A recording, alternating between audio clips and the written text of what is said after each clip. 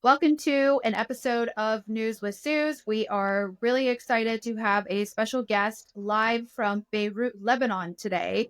We've had a very busy weekend in Lebanon. The assassinated Hezbollah leader's funeral was taking place. At the same time, the Iranian regime, which is just across the water behind me, has been saber rattling again and promising to level Tel Aviv and destroy Israel. So, without further ado, with us we have Afeef Nessouli, who is the host of the show with Afeef Nessouli. He is a journalist, a Lebanese American journalist, currently in Lebanon.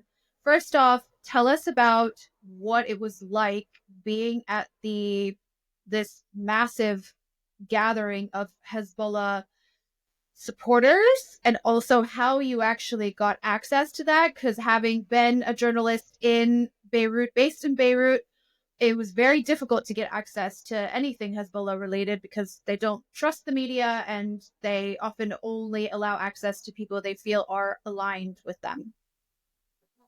Yeah, so it was incredibly new for me because I feel like Lebanon is really diverse. And I've been saying this to a lot of people actually in the last 24 hours that it was like we all interact cross sectarian. It's not weird to have a lot of friends from different backgrounds, but it was the first time I'd ever sort of experienced being inside of the community that is pro Hezbollah. And so it was pretty new for me to experience like such avid support and such unvarnished sort of sadness at his death.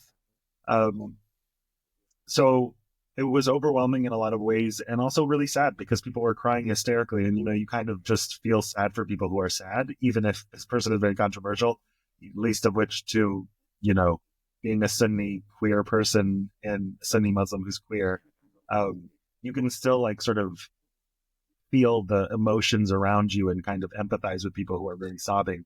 The way I got access was simply by interacting with their press office, really. Like for months and months, I've been, interacting with one of their, I don't know how to, like, I guess, press officers Mm. through WhatsApp, and they never really answer me back. But, you just sort of send a message and they answer like once, and then, the hope is that they just get everything that you're asking for, which is like, hey, going to, come on Sunday to the funeral, and just want you to know here is this application that you had sent out on Google Forms or something. Mm. Um, and genuinely speaking, or earnestly speaking, going to the Galleria Hotel in Geneva to pick up my press pass was not easy. Like it was like a lot of hurdles, a lot of obstacles. But in the end, I think, anything can really happen in Lebanon. It's not like a lot of other countries. Like it's a jungle, which is joyful and also extremely hard to deal with.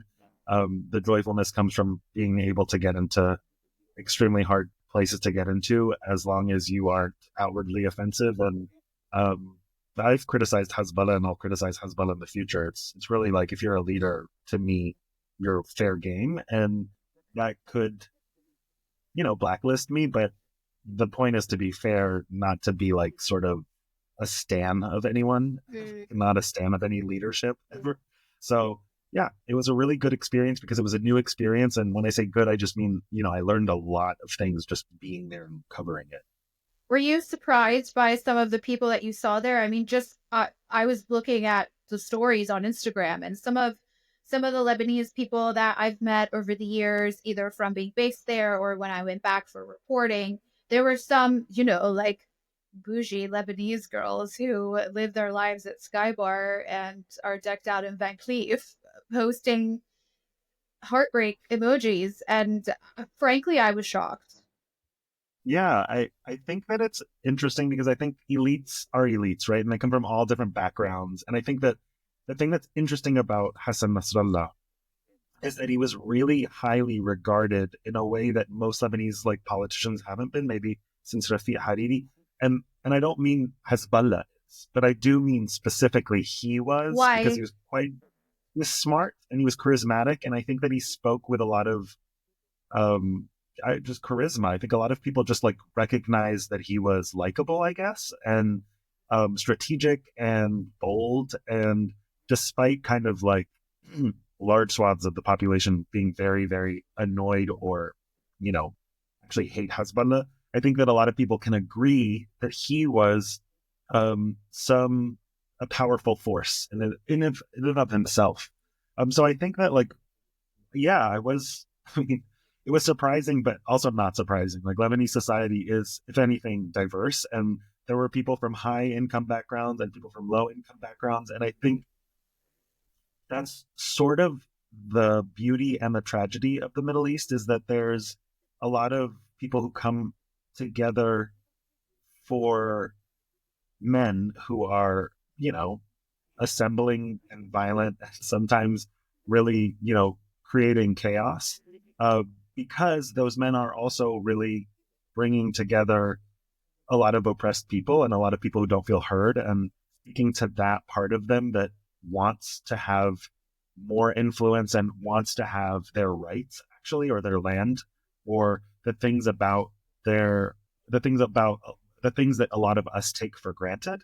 There's a lot of people in the south in Dahi who have been really struggling because of Israel's aggression and the way that they've just sort of demolished the entire south of Lebanon. Entire villages are gone. Those people are, if nothing, more vulnerable to joining groups like Hezbollah than before, because Hezbollah really does offer them safety in a time of extreme unsafety. So Israel thinks that it's liberating Lebanon from Hezbollah, an extremist Shia Islamic group. But in essence, you're saying that you've seen more people become, I mean, it would be called radicalized because they're, turning towards Hezbollah instead. Would you say that that is what's been happening? Kind of like the way Israelis sort of become more radicalized themselves. The same thing. I think we try to separate these people as if they're different, and they're not. They're the same. We're all sort of just human and vulnerable to the idea of being really pissed off and then going rightward or going towards our tribe when things are hard. And I think that I don't think people are radicalized in their religiosity as much as they're radicalized in their. Sometimes they feel like they need to take a stand. I think that that is something a lot of Israelis can relate to. And they go rightward, and they become more and more, they ruminate more, they become more obsessive about being attacked, and Well, they because you use turn that. inward, right? And you turn towards your tribe and you think that literally everybody is against you. I mean, I think one of the things that has really struck me this week was the Bibas children whose remains were returned to Israel, but this ceremony that took place around it and this like really jarring, joyful, celebratory music around it. I mean, it just did it was just weird. And obviously we've seen that Netanyahu has said that he refuses to go ahead with the ceasefire that remains, so long as these ceremonies continue. But I think like over the course since October 7th, we've seen people evolve. I think there's certain moments that make people evolve and move further away from, I would say, the middle. And Well, why these do are you those think that the moments. best children have so much coverage over them? I mean, and not like Hind Ragab, or there's tens of thousands of kids that are Well, dying. I don't no, think any I that wouldn't. kid I'm going to dying. disagree on that because I actually think like Hind did get a lot of coverage. I think what happens, I He think what did. happens is psychologically speaking, it's just like, do you remember that the picture of the Syrian boy who washed up to shore? Mhm. This, like, what was that, like a decade I ago, remember, yeah. or like It's was stuck in my that the same? mind. It was one who died. There was like the washed up to shore, and then there was another one. Oh, goosebumps. Um, there's another one where it was a young boy sitting and he was like clearly shell shocked. I swear I'm about to cry just remembering this. Like shell shocked, sitting on like an orange chair. I think it was the back of an Yeah, ambulance, maybe. And he was yeah, like yeah. sitting on his hand. These were I remember that still. individuals, right? Mhm. There's something about individual stories that trigger us emotionally more than like mass carpet bombing. And it's weird. And I don't know what it is. I don't know why. But like Misinformation. Hind's story was one of those young Palestinian girl. And then, it's also like they just look so innocent. Their faces Of course. are just burned into your memory, and it doesn't matter if they're Syrian or Palestinian or Israeli, Right. you know? Right. I think that it is about coverage, and I think you're right about those children getting coverage because of like how particular the story was, whether it's Hind or the BLS children. Um, I do think that it's really sad. I think you're right. I think like it's really sad that when it's mass carpet bombing, we don't get to cover people as quickly or as specifically or as deeply. And I think that a bit of that is the tragedy of the system and how Israel sort of attacks in mass, like in a large sort of capacity and levels things. Because then what you have is this disconnect between mass media and people in Palestine or in the Arab world who do know who's dead and don't feel like these people get a chance to grieve or be even not grieve because they shouldn't be killed anyways. But like, it's like the fact of the matter is there's a real what's the word, there's a discrepancy between how much coverage there is, and that's shifted, but it's still not necessarily as big as that. There's a discrepancy, like, right, there's like thousands of children dying in Palestine and we don't know all of their names because there's thousands of them. That's an insane thing to say out loud, like it's really sad, and it really makes me think, what is the value of it? Like, how can we how wrong are we to measure children's lives these way? Because no kid should be killed at all. Like, Yeah, well, exactly. No kid should be killed. It doesn't matter where they're from, who their parents are, what their religion is. And I think like immediately when we met, because of the state of the polarization of the world and the division around the world, and especially in this conflict, you immediately get, and I think it's instinctive, we get defensive. We say, well, what about X? Like you just instinctively feel that way and think that way. And which gets me to my next question, because I noticed you were posting about how some people were upset at you for being at the funeral. You weren't present, you weren't attending the funeral, you were covering the funeral. And what have they been saying to you, and what has your response been? And how do you what is the difference between attending as a civilian and then covering it? I also think in this day and age, the lines are so blurred. Like before there was the press and then there was the public, and now it's like everyone's a creator, everyone's a podcaster, everyone is a storyteller, everyone is a storyteller or can be a storyteller. Not everyone can be a journalist. So dig into that for us. I think there's a level of natural sort of, like, I just don't feel, like I said before, I don't actually have sort of any fanship of any of these organizations. There's nothing in me that makes like sort of is enamored by anyone. And I have covered HTS in Syria a couple of weeks ago, and I covered Hezbollah just yesterday, and they're diametric opposing forces, and people have both accused me of like trying to amplify them. And it's more or less a question of, for me, Muslim men sort of being, encouraged to take up arms and fight for fight against oppression and resist in a way that I feel like is important to bring light to. So for me, it's really funny because I think not everyone is a good producer, not everyone is a good journalist. And there's like those of us who are kind of good at both who are starting to rise to the top, because actually being a journalist is really hard. And a lot of people can be a journalist and be objective or try to act objective to the point where it also, like, you lose the story, you lose what's going on, because ultimately it's just not truthful. And I think now that we have had TikTok for many years, there's too much saturation, and so people are like really aware of like watching television programming and being like, there is literally, this person is making this up. I'm not gonna, there's a lot of people on television, network television, that stage things. I have a lot of information that I won't go into, that people stage things because they really, really want to make that moment come alive, because they know that moment exists or have seen it. They just didn't capture it, or they don't have the access to capture it, so they kind of create it. People are more sophisticated than that now, and actually the internet is too fast, so you're going to get caught. And the fact of the matter is that having an opinion isn't it doesn't make you a bad journalist as long as you say it out loud and you sort of start and lead with it. Because ultimately, I think it's really important to tell stories. I think telling stories in the direction of saying, "Hey, this is why I want to tell the story. This is why I believe the story is to be told."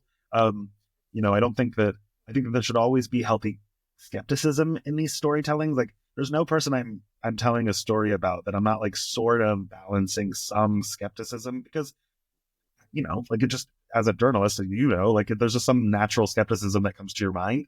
But there is bias. I'm biased. I have a lived experience. I can't undo that bias. I can, challenge it from time to time and have conversations with people that don't agree with me. And, we can push and pull and shove in this and that. But like ultimately, we're all, not all of us, but many of us really do understand that like the most people alive is the best thing. Like, that like the least death is the best thing. And I think there's a lot of ways to go around getting to that, or getting to the finale of the story that we're saying or whatever.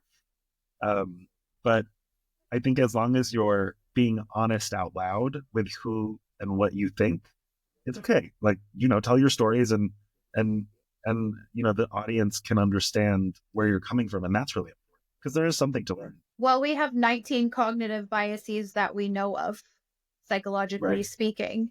And so I think like this idea of impartiality is just a myth. You have to say, like you said, I have my lived experience, and therefore my lived experience is going to shape my worldview in a certain way. So that would be constituted as bias. But as journalists, we have to check that lived experience and check that bias and recognize, okay, this is what I believe in my opinion is. These are what all the other stories are and other people's lived experiences that I haven't experienced. And I also may not agree with how they've shaped their view. I mean, you said we all agree that the least amount of dead people is the best outcome. It's just not true. That's not true for everyone. We don't all believe that. We No, it's don't not. all That's why I believe checked myself. that. I said, actually, that's not true. I think that most We leaders. want to believe that. I want to believe that. In fact, I did used to believe that. And then I talked to enough people who want all Jews dead, all Israelis dead. And I talked to enough people who say Palestinianism needs to be gotten rid of. And I'm like, that's ethnic cleansing. You've talked to more people that are anti-Semitic than Islamophobic. I would say they're pretty equal. They're pretty I've talked equal. to so many more people on like in Palestine that have like no anti-Sem. Like you'd think they were anti-Semitic, but they're anti-Israel to me. Like to me, what I've heard No. from these covering these people is an anti-colonialist sort of slant, and some of them are psychotic, right? There's not everybody in a resistance group is like a rational character Yeah. who's like, Yeah. some of them are literally schizophrenic or psychotic, and so that's real. And some of them are really bloodthirsty because they're so angry they've become so vengeful. Yeah. But I mean to say that most actors act the same. I think that Hamas is a reflection of Israel, and Israel's a reflection. Like they mirror each other, Oh, eat each other, and then they're just doing this thing forever.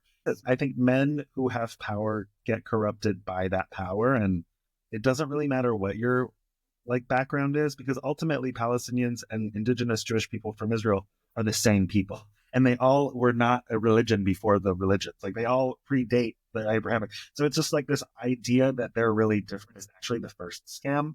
And totally. 100%.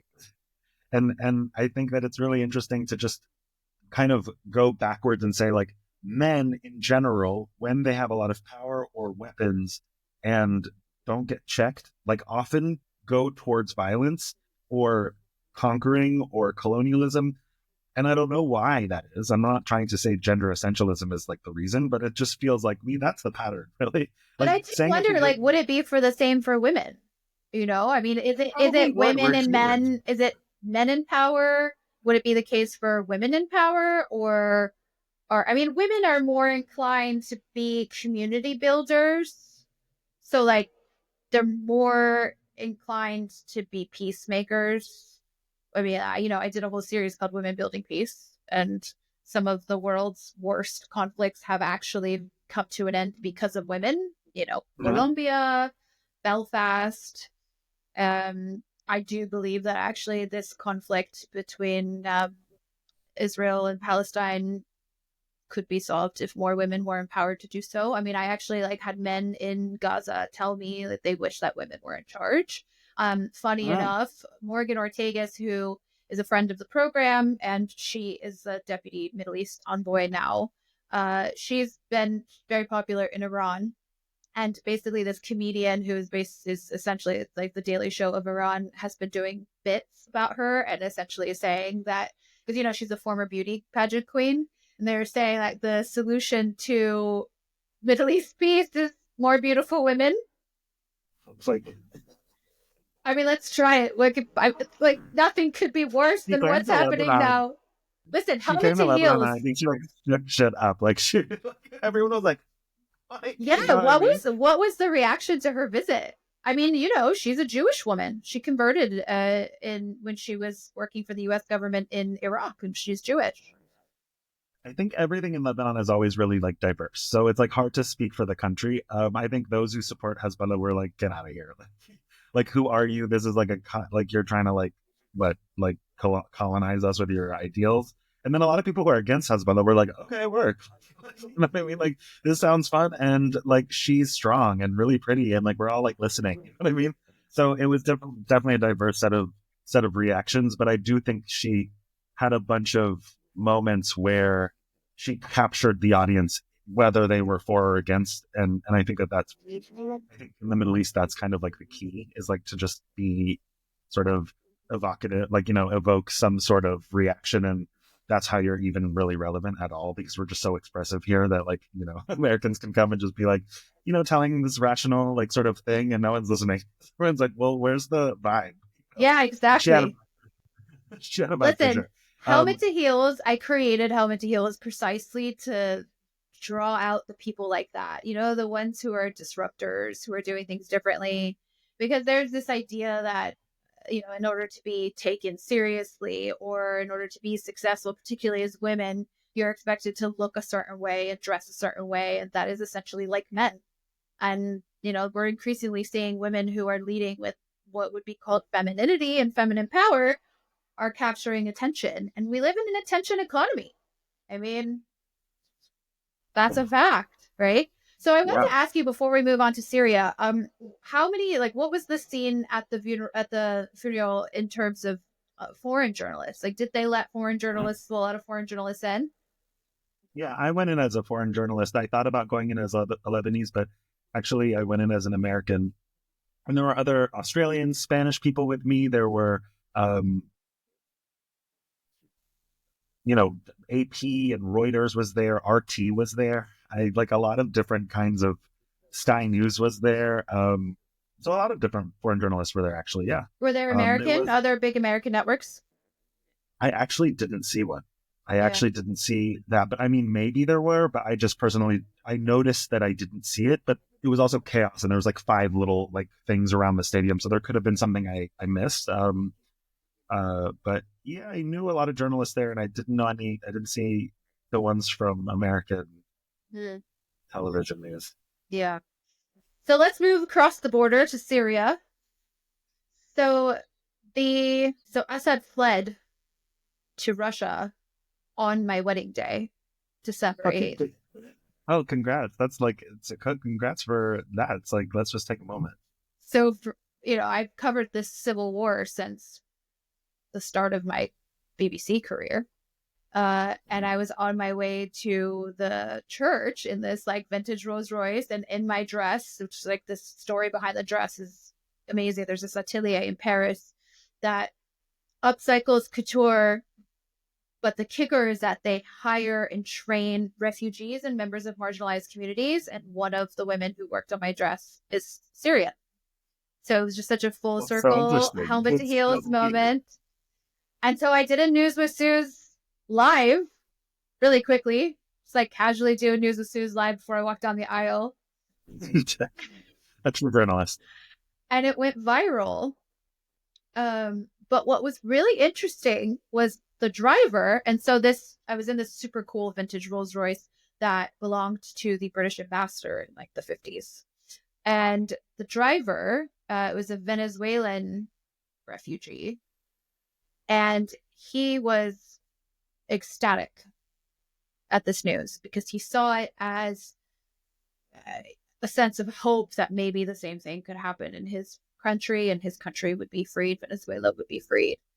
And so, I mean, there's quite a lot of journalists who've gone to Syria since then, but you got some amazing access to HTS. So first, for our viewers who might not have been following this story closely, what is HTS? What does it stand for?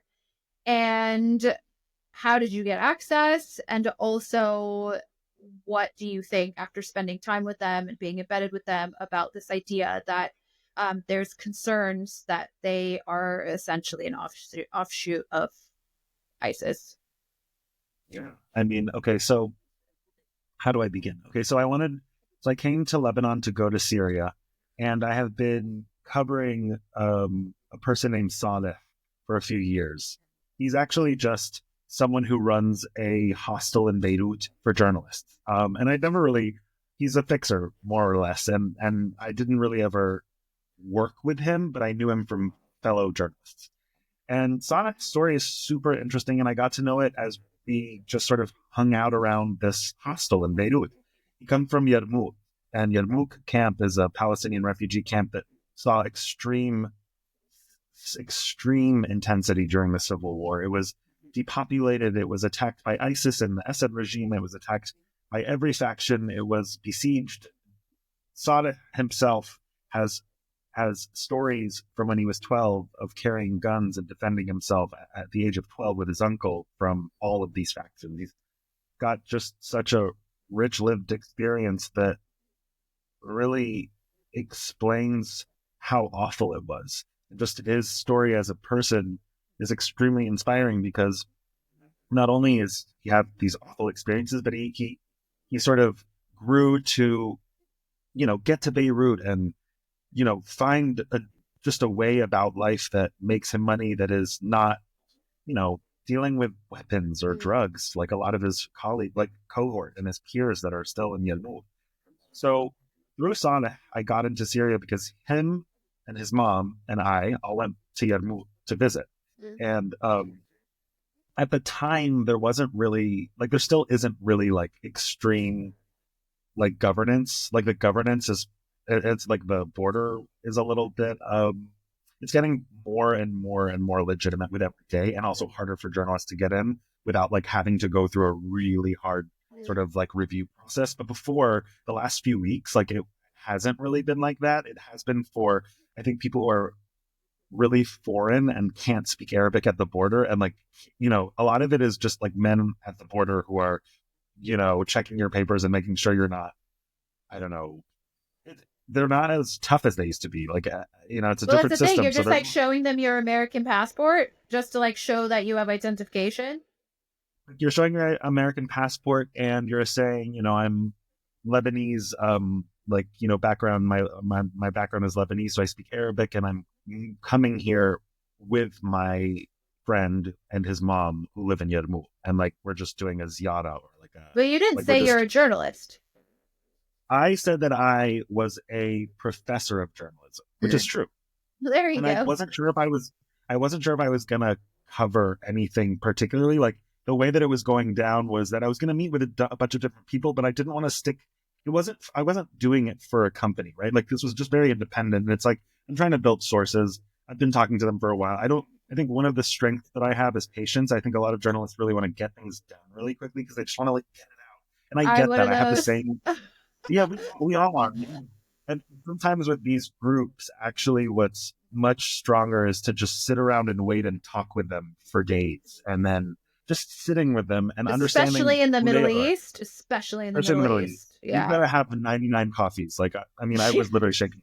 I didn't smoke cigarettes until I moved to Lebanon because I realized in order to connect with sources, I sat in Riyad Salameh's office. Remember that guy? The governor, central bank governor? And drink whiskey and smoked cigars with him. And I was not a smoker, but that's how I was going to get information. I honestly choked to death in Yarmouk because of that. I was I can't even smoke the amount of cigarettes because you guys are out smoking me. And even if I'm not smoking, it didn't matter. They were smoking so much that it was So that's a part of it. A part of it is just patience and being like, I don't actually have a story. I don't have an interview for you yet. I'm happy to sit with you and interview you when you're ready. And when you think that, because a lot of them will want to get interviewed. And then a lot of them are like, you want to talk to the people who are like not extremely interested in being interviewed, actually. Yeah. And sit with them for a long time. And I think that it just took a lot of trust building and, going in with someone who you've worked with and who trusts you, telling all of their community, in a very casual way, like, we're going to copy here, we're going to copy here, we're going to copy here. You find out someone's brother's cousin's husband's blah, blah, blah is an HTS. And you're just like, okay, that person is someone we need to get to. Yeah. How do we get to that? And it takes some time. And I think that there's a lot of just chill. I think that I have like an incredibly, I don't have to make anything happen quickly. I will come back. I will talk to you on the phone. You know what I mean? We will do this in the future if you don't feel comfortable, because my point isn't to you're not going to get them to talk and just talk and talk and talk unless you're really chill. I guess that's a bad word to say, but you're just relaxed. You feel relaxed. And I think that ultimately I got to someone who is a logistics commander. I'm going to actually come out with that interview soon. But beyond that, I was sitting with women in their living rooms and talking to them about this new government. And the new government is scary to a lot of people because they do have really religious roots and they do come from Al Qaeda and ISIS offshoots. And a lot of people just think that they're evolving and they're just happy that Assad is gone. But I think as we speak right now, things are shifting where they're starting to realize the economy is really bad. It's still really bad. Ultimately, people anywhere, whether you're in Gaza or Israel or you're in Syria or you're in literally New York City, you want to have a standard of living where you're not scared of finding your next meal, or the idea that your mortgage or anything can just be taken from you. That's most people. That's 99% of the world. And so I think that these people now are thinking, okay, Assad stole all of our money and we were miserable under him, but he was also, not only was the economy pretty bad, he was so scary and everything was so scary all the time. There was so much just men just doing whatever they wanted, just sexually harassing women all the time, really imprisoning all of the men for no reason, is the stories you'll hear. And now there's this new group who feels a little bit more, or a little less corrupt, but still has a lot of problems, and a little less scary, although still has a lot of scary history. And I think it's a lot of a wait and see. But I think one thing people are noticing is how much Jolani or Ahmed al-Shara has shifted his respectability politics. And I think that in a way is important to note, because what ultimately that means is that person cares about what people think. And you know what I mean? And if he cares what people think, then maybe it's really not going to be as intense as Idlib was when he ran Idlib, which, well known for human rights violations, imprisonments, a lot of misogyny and, gender, very strict Islamist rule that isn't necessarily a Muslim way of life for everybody who's Muslim. It's just a very specific way of being Muslim. And so Syria is diverse. And I think that the thing I learned most is that it's Lebanon, but bigger. And it's there's just too many different kinds of people. There are a lot of women there that are laughing at the idea of ever having to cover up. They're there's literally no way, for Syrian women. And then there are others who are really religious and don't mind. So the diversity is important because it helps places like Lebanon and Syria kind of avoid extreme governance that is not Assad was extreme, but he was also secular. And so I think that there's fear. Well, you can say that, but Iran is very diverse. Look what happened there. It's true. That is true. Iran also had a lot of interference and a lot of grievance and a lot of historical interference that I think drove people into a revolutionary spirit that went rightward. I think that there is a lot to say about how when you're revolting against oppression, it can just get worse, actually, because you're going the opposite direction, but the opposite direction is a circle. You're just actually, we're just back to men making things, extremely uncomfortable for most other people, or elite group of men. Well, there was a picture of a delegation with the HTS leader and a bunch of women, and it was going around with sort of like quote tweeted saying, "Oh, Ayatollah Khamenei, the Iranian supreme leader, could never," because the idea is that the Iranian regime is always sidelines women, and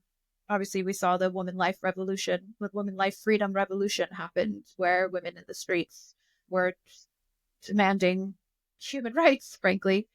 So was that for show? Like, was he just trying to say, look, I'm not a misogynist and I'm not, but they were all covered.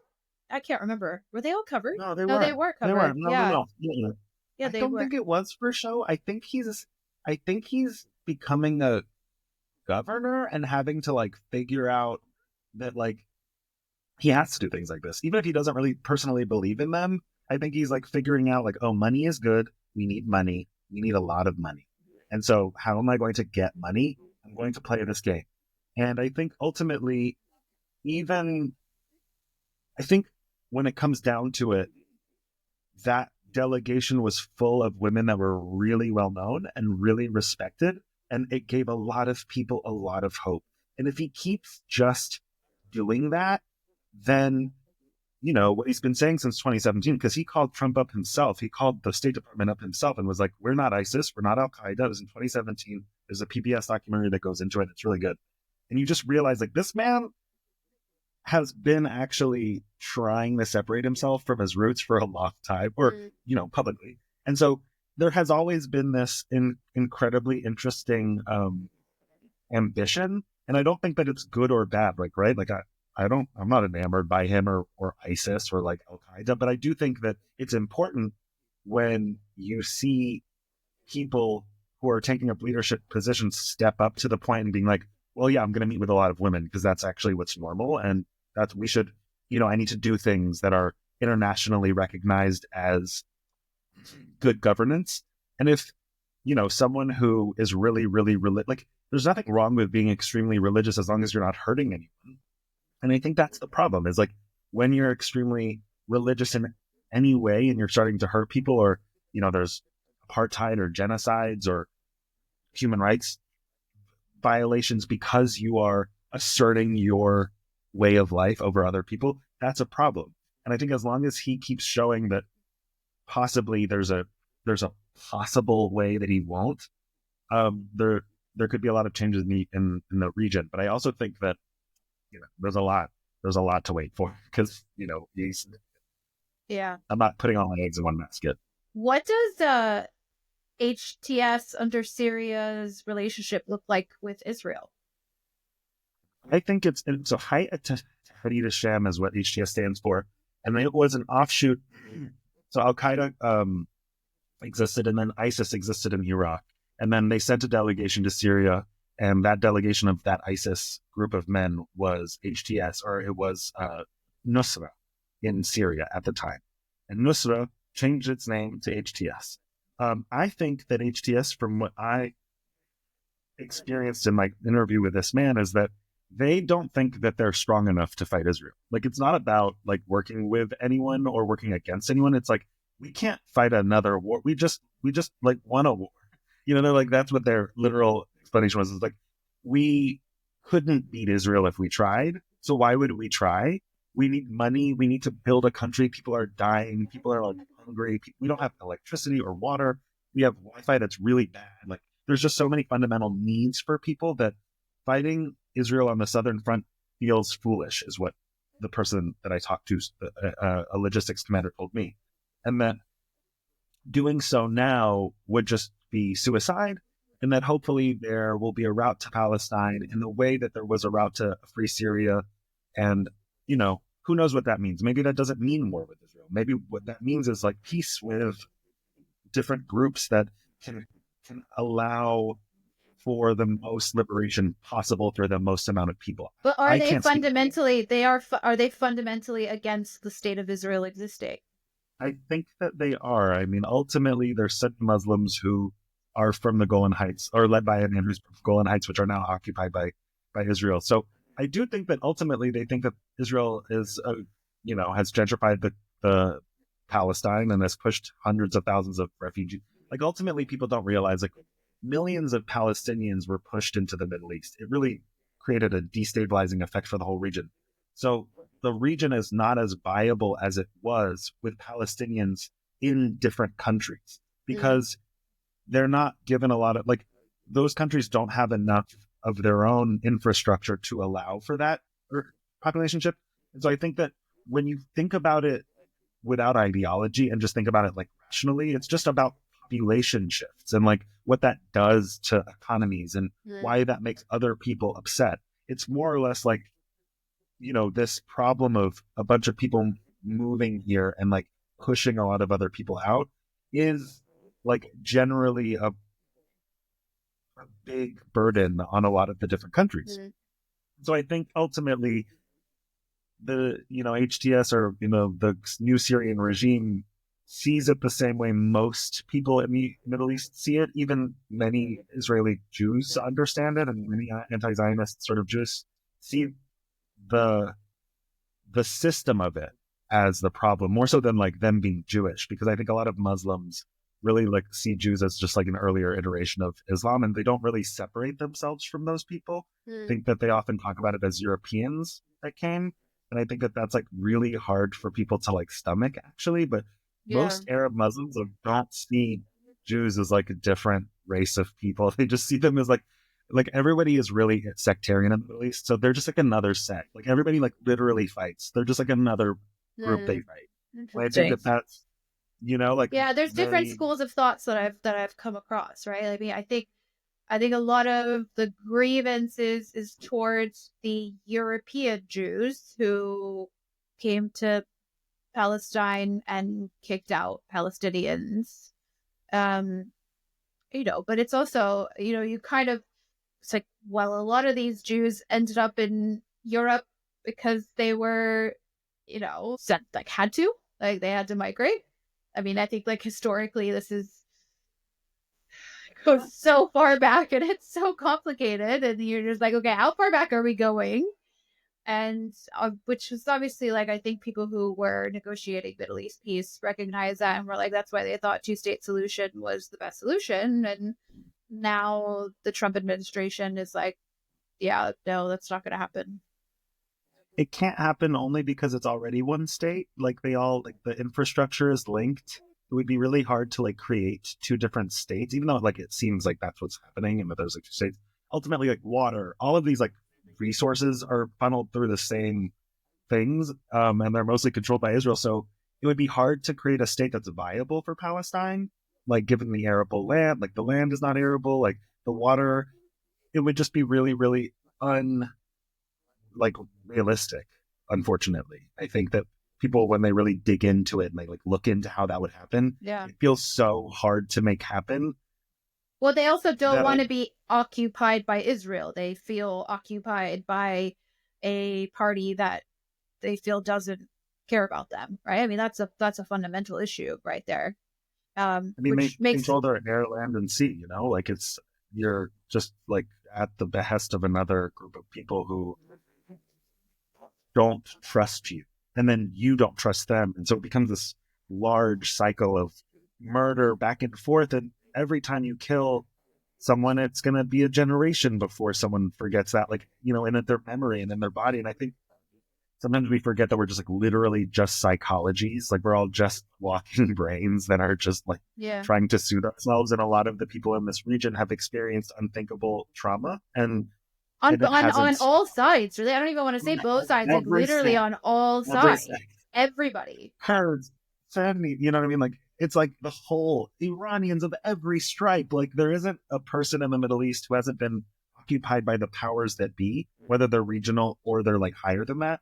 And I think that that's just because it's a place with a lot of resources and beauty. It's a God, you know, like Iran is just beautiful. Like when you go to Palestine, Israel, and you go to Lebanon or Syria, you're just like, wow, like this is so pretty. So, you know, it's like there's a lot of resources there. There's just been a lot of people interfering, whether they're local or not local. Is I'm not trying to like blame anyone particularly. It's like there's just a lot of people who are trying to take resources and become rich off of the beauty of it all, because there's a lot going on. There's a lot.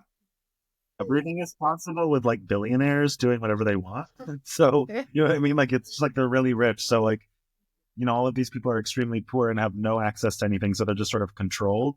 I think Palestinians should always have the right, the right of return and the agency to just decide their own lives. And that might mean Hamas, like, right? Like, personally, not the best choice for my idea of liberation. However, it's not my choice to make. And I think that ultimately Netanyahu also not a great choice, but that is Israel's choice to make.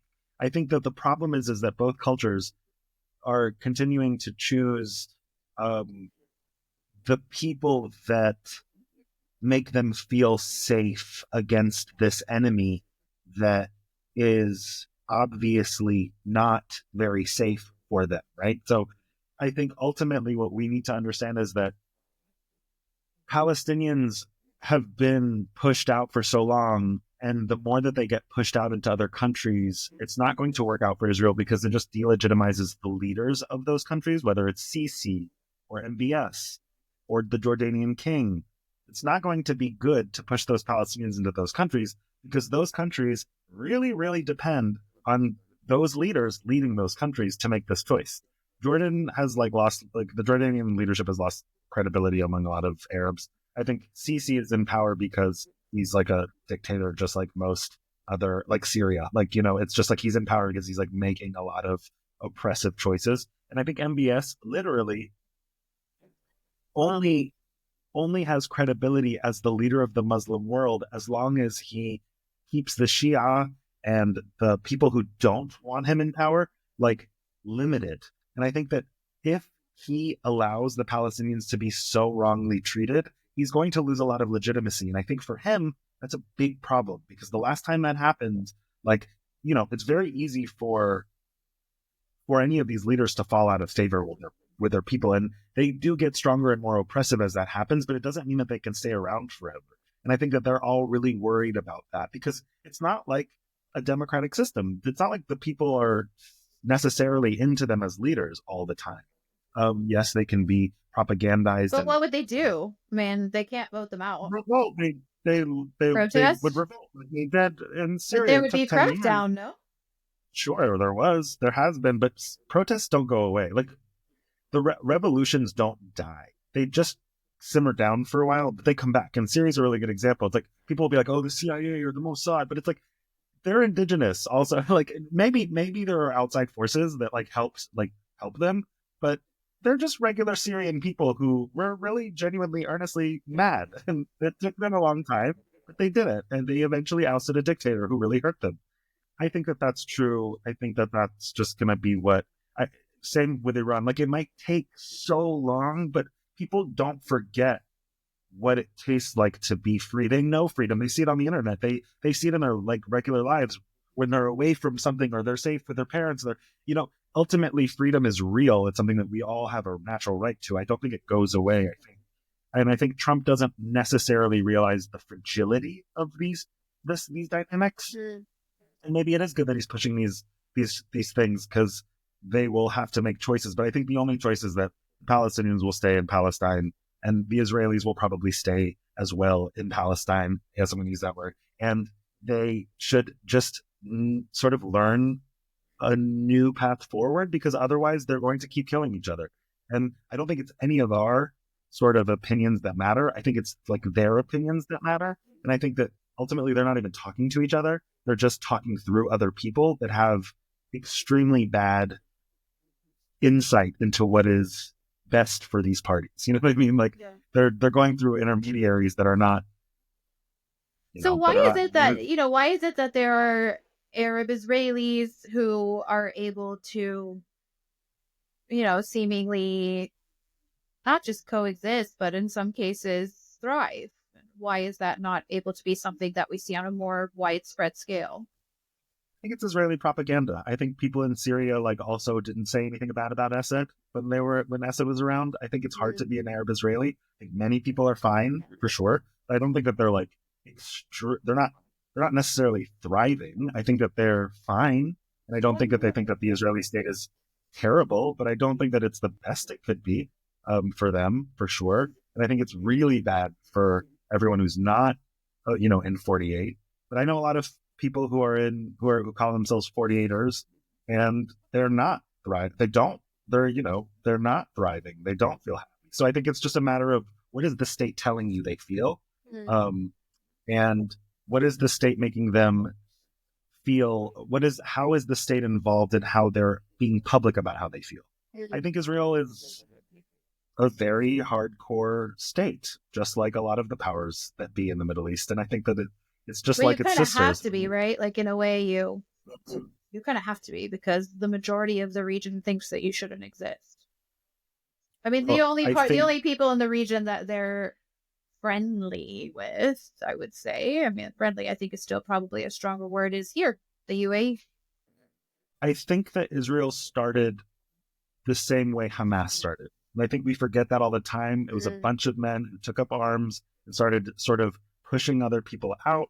And I think that ultimately, when you start with that sort of beginning, you're going to Which cause resentment. Israelis, like a lot of, and I think this is a thing. I think it's sad that, like, we say Israeli, we automatically think, like, you know, Zionist, not in the form of what it's supposed to mean, which is like returning to the promised land, but Zionist in the form of the political ideology, which is, now has become synonymous with very right wing, and like increasingly saying ending Palestinianism sounds way too much like synonymous with ethnic cleansing. Like, that's just, It is. That's what how it can is. you It's say we've getting been rid of watching it happen. Palestinianism? I mean, like, if that's an ethnicity, am I wrong? I mean, like, Yeah, Palis- Palestinianism is like not a word even. Like it's like making like but if you're it become like Palestinian, that's your ethnicity, correct?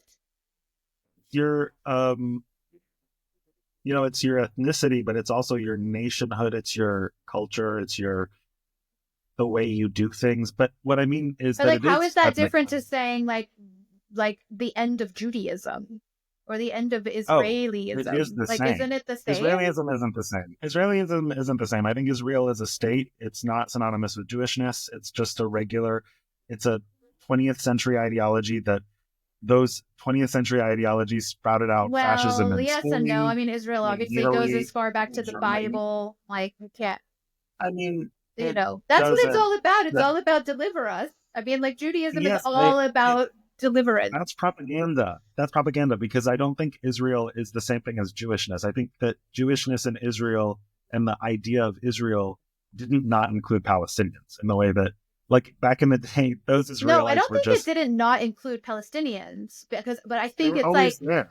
but for Jews, the Palestinians are whole always point there. is like, we're not, like, as a Jew, you're like, you're not accepted anywhere. Nobody wants you. There's Jews were literally anti-Semitism. Yeah, Palestinians. yeah, no, I know. That's what I'm saying. But like, their I mean, they promised were there land was before Judaism was. Israel. Yeah, I don't know. Jews, Palestinians are just Jews who converted to Christianity and Islam. Like that's literally what happened, and people just don't say Yeah, that no, out that's loud. But true. That is true. so the idea that there's a state just for you in the modern state, like the modern state of Israel is this promised land, is propaganda because this is just consumer capitalism being like, this is for us and this is for you, and we are no, like that isn't religiosity. That's not godly. That's not divine. Yes, Jews should have the right to self-determination and be where they want to be. But that doesn't mean instead of other people.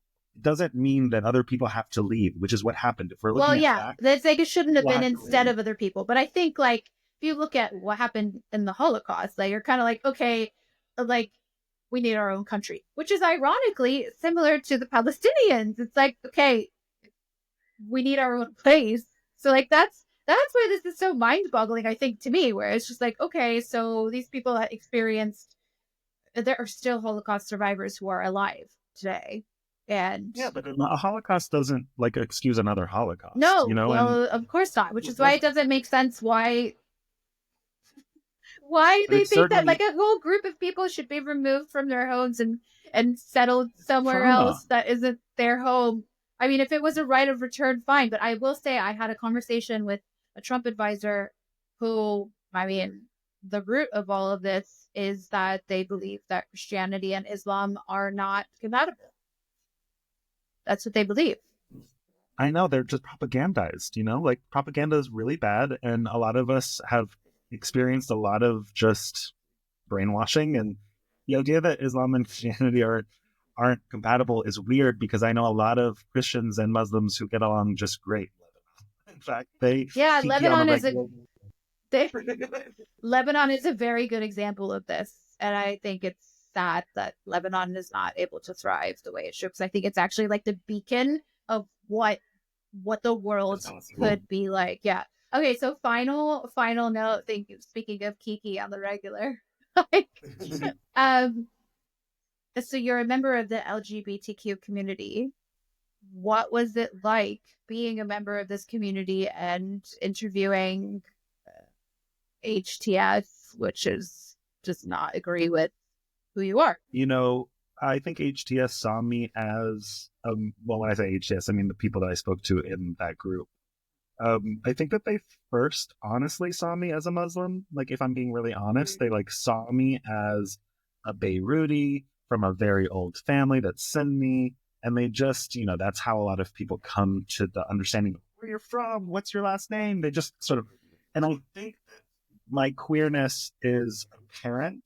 And I think that it's funny because I think that I can't not be myself. And I think that it doesn't mean I'm telling them, oh, I'm homosexual. That's You're not not leading conversation. with it. Yeah, I'm not leading with it. But I think also that I think ultimately I have a lot of privilege. I just do. I'm like a guy who's masculine presenting, and I look a lot like a lot of these people. And I think that they assume a lot of things about me, and we don't really have to go into the details of, they're asking like, why aren't you married at 37? How does that happen? And you're just like, I don't want to be married. I'm not telling them any of the details of my life. Some people really clock in though. And I think that what's really, really something that people don't actually, what people take for granted is that most people are just like happy, loving people, and they don't like want to hurt you just because of anything that you do. They might think that it's wrong and that you can repent, that something is a choice. We don't get into it like that because a lot of the journalism I'm doing isn't like, I'll ask them like, what about these queer people in Syria that are terrified of you? Like, what do you do? And they're just like, Islam is Islam, and like we've got to like be the right way towards God. Like no one should be afraid. Like we're just trying to like make everyone equal under Islam. And you're just like, okay, like this is also brainwashing. Like you're not taking into account that there are men randomly hurting men, like men who are, queer all around the country. Like, what do you have to say about that? Oh, these are bad. Like, like everybody should be like free and happy, but that is really like against the law here. So you're just like, okay, so ultimately how I feel about my safety is that I feel like I don't really feel unsafe. I don't think that it's because I shouldn't, but it's because I think that ultimately, like, when you do it case by case, you're meeting people where they're at. And, unless they really want to know something about you, I don't need to tell you about myself. But if you really want to know, we can talk about it. And then a lot of that is just like, really, I can't explain it in any other way than like, there's something just so exciting about like screwing with people a little bit and like being proud about it. And like standing in that light because I'm privileged. I'm presenting, I'm not vulnerable. Like, I don't think everyone can. Fascinating. Well, this has been a really eye-opening conversation. Thank you for joining News with Suze, and we look forward to having you on again the next time you have some crazy scoop. Maybe your next trip is Iran.